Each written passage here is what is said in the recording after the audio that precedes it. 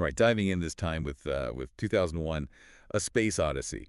Classic Clarke. You guys sent in a lot to unpack on this one: evolution, AI, what it all means. It's a lot. It's heady stuff. Clark really pushes you to think about, well, pretty much everything. No kidding. Yeah. And he starts right off with a bang, those man apes just chilling in prehistoric Africa. And suddenly, bam, giant black monolith shows up. Changes everything. It's like, boom, here's the universe. Think about it. Right. It's this huge catalyst for evolution. I Yup. mean, tools, language, self-awareness, all because of this slab. Well, he doesn't explicitly say that, but it makes you think, right? What if something out there did give us a nudge? Seriously. Like that montage, millions of years, boom, boom, boom, in a few pages. But, okay, fast forward a bit, 3 million years to be exact, to another monolith. This one's on the moon, TMA-1. Buried, too, not just sitting around. Buried. Yeah. The Tycho-magnetic anomaly. Astronauts digging it up. Yeah. 1.4.9 ratio. What does it all mean? It's like that feeling you get with Stonehenge or the pyramids. Finding something oldie, built with purpose, but we've lost the why. It's got to be connected, right? That drive to understand those mysteries. Yeah. It's the same one that makes us look to space in the first place. Exactly. Okay, so we're exploring. We're on the moon. Clark's taking us to Clavia Space. Busy place. And kind of funny when you think about it. How so? Well, it's all this old Cold War tech, right? Repurposed for space. Yeah, very Clark. Like we could blow ourselves up, or we could use that same stuff to reach for the stars. But those lunar apartments. Cramped, huh?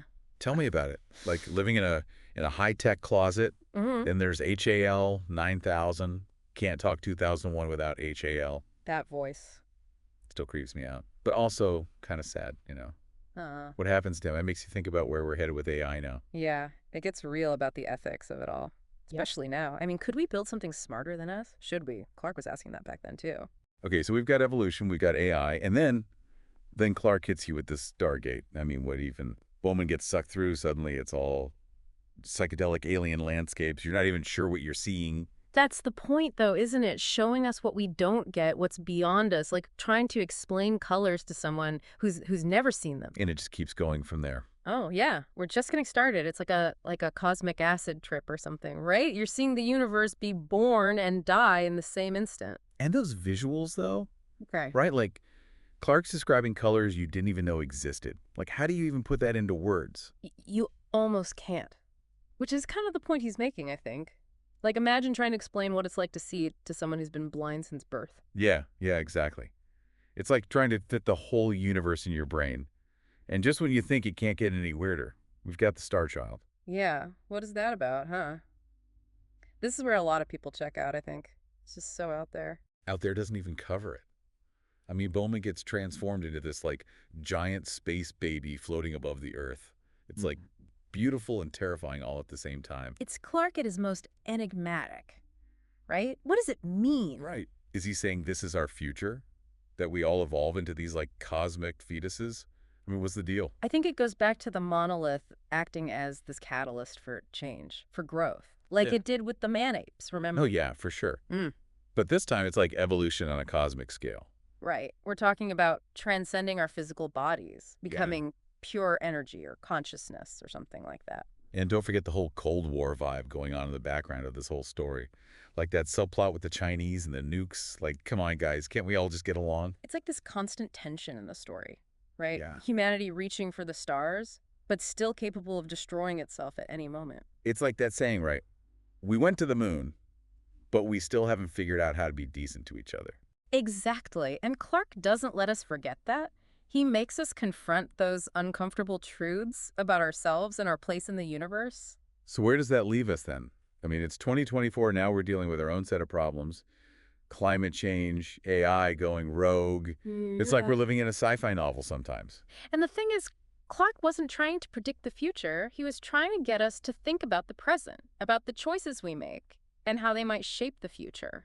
So what's the takeaway then, after diving deep into all this cosmic craziness? It's like he's saying, hey, wake up. There's more to worry about than just today's news. Okay, true. But how do we even process that? We're back to those man apes staring at the slab. It's overwhelming. Maybe that's the point he wanted us to reach. We're not supposed to have all the answers, but we are supposed to keep asking the questions. All right, so speaking of big questions that don't have easy answers, Yeah. we got to circle back to the Star Child one last time. Right, right. The big cosmic baby in the room. It's the ending everyone remembers and argues about, is it Bowman? Is it something else? What's going to do? Clarke, man.